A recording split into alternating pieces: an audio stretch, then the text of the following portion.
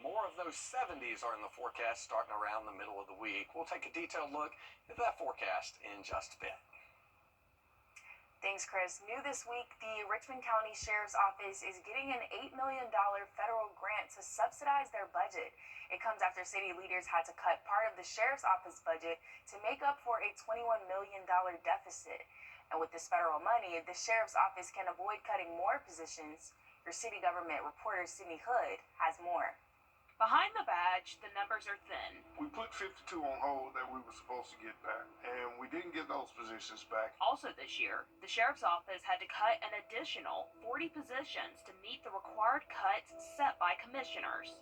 The numbers can say one thing, but feeling safe is something totally different, and we want people to feel safe. A federal grant helps steady things for now. The $8.7 million COPS grant pays for 40 deputy positions over the next 3 years. It don't allow us to grow any, but it just keeps us from losing, some of the ground that we've been able to gain over the past year.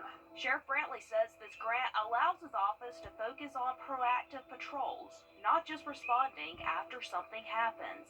After 3 years, hopefully we get the positions back that we need, because we are far under the national average when it comes to staffing per the amount of people we have here living in Richmond County, not to mention the amount of people who travel through our county on a day-to-day basis. The grant is temporary, but for now, Sheriff Brantley says it helps deputies stay on the streets.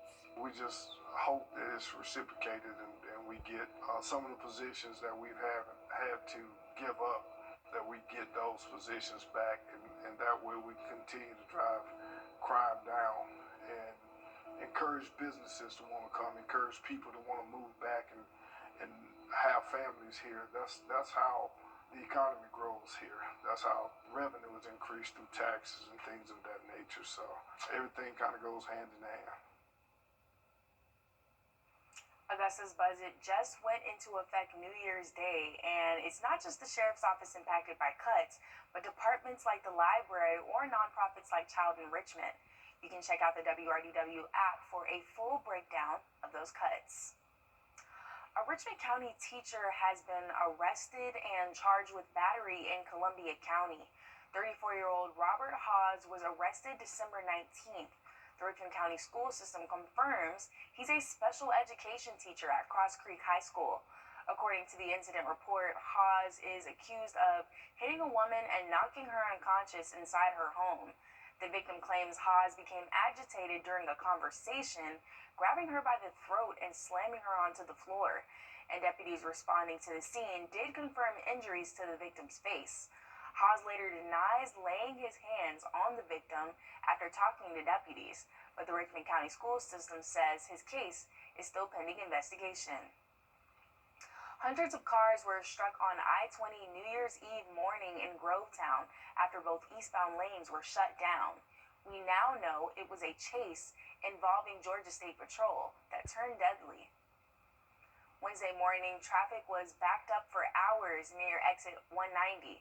GSP says they were chasing a motorcyclist for speeding after the driver tried to get away, but GSP says it stopped the chase because of the motorcyclist's reckless driving. A short while later, troopers said they found the motorcyclist crashed into the center of I-20 on fire. We learned the cyclist died later Wednesday afternoon. There's no word yet on their identity, but we do know it was a man. Georgia lawmakers are laying the groundwork for new rules aimed at protecting kids online, from social media to AI. Your Georgia State House reporter Abby Kasouris explains. After 5 months of testimony from parents, educators, and mental health professionals, a bipartisan Senate study committee aimed at studying artificial intelligence and social media platforms found that Georgia's laws are keeping up with how children use digital platforms today. We're at a critical point where we can either turn this around or honestly, it's getting ready to get worse. Recommendations include expanding Georgia's bell-to-bell cell phone ban to high schools, limiting addictive design features, strengthening privacy protections for minors, and putting guardrails around AI use in schools. Republican Senator Sean Still says he expects pushback. And we are going to be going into battle with these giant multi-billion, trillion-dollar corporations. Technology companies argue decisions around screen time and AI should be left to families, warning state-level rules could limit innovations and create inconsistent regulation. 17-year-old Lambert High School senior Anakita Haikumar supports limits on AI in classrooms, saying it can reduce critical thinking. Controlled or managed in a way that is not harmful to our environment. Emory marketing professor David Schweidel says that families are often told these choices should be made at home, but many parents don't know what tools or settings exist. You go into a grocery store or drugstore and want to buy cigarettes. There's a big warning label on it telling you how dangerous this product is. Would people be using social media and AI tools the same way if it came with that big warning label, known to cause mental health problems, may result in death? The committee report won't become law on its own. Instead, it offers a roadmap for potential legislation that might be filed during this upcoming session. Lawmakers will be back here in January, still subject to public input, amendments, and debate. In Atlanta, I'm Abby Kasouris. These last few days have been especially tough on pets, with fireworks going off across the area. Alongside 4th of July, New Year's is a popular time when a lot of pets end up running off because they're scared. With local shelters already full, Zana Halliburton reports there are simple steps pet owners can take to prevent their pets from going missing in the first place. It's the sound of celebration. While many of us like to see and hear it, there are some who don't, including our furry friends. I think the best thing you can do is make sure that your pets are inside, safely, and make sure that they're microchipped so that in the case that they do get outside and get loose, somebody will be able to find them and get them back to you. Alice Dykes works at the SPCA Albrecht Center in Aiken. While they've adopted more than 1,300 animals this year, that doesn't mean they aren't still full. This year we've actually had a record number of animals come into our shelter and get adopted out.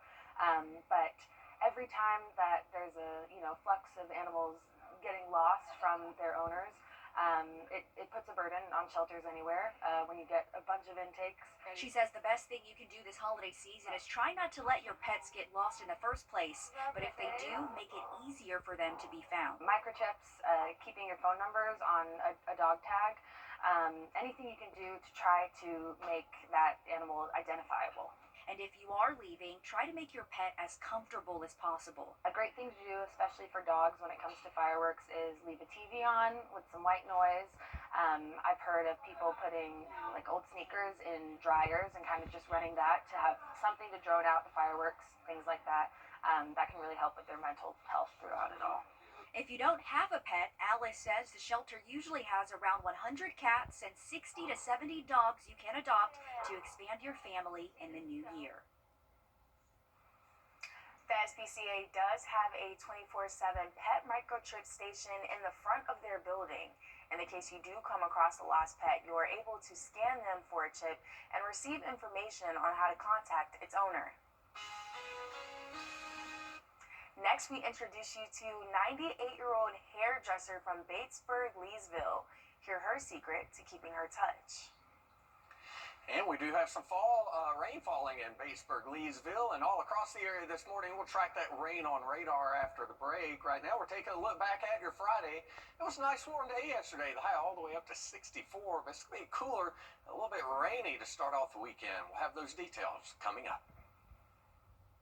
Kroger always gives you takes a multi-level approach to try and keep the crime rate down. That's why Sheriff Eugene Brantley created the Holiday Robbery Special Assignment Team in 2025. It consists of drone pilots, K-9 officers, and experienced deputies. Your Audrey J. Kerber looks at the success of the program that it's had in its first year. I just happened to look and see that the guy had done crossed the threshold coming behind the counter.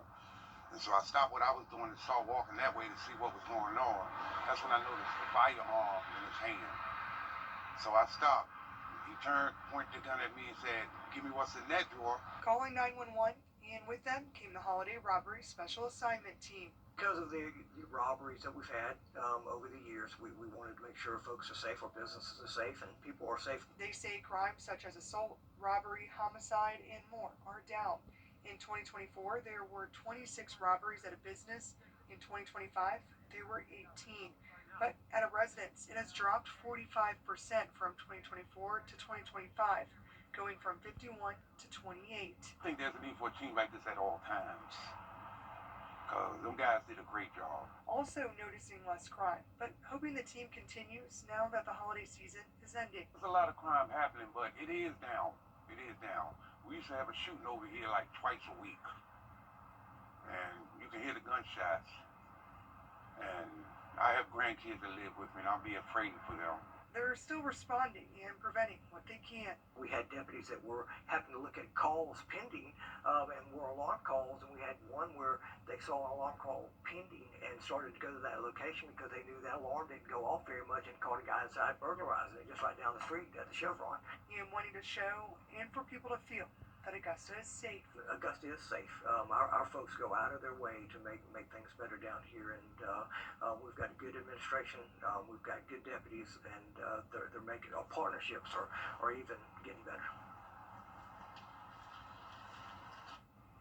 The Richmond County Sheriff's Office will continue to monitor the area and are open to continuing a similar team throughout the year if needed. And we're looking back at some of the projects that shaped our community in 2025 and looking ahead to 2026 next.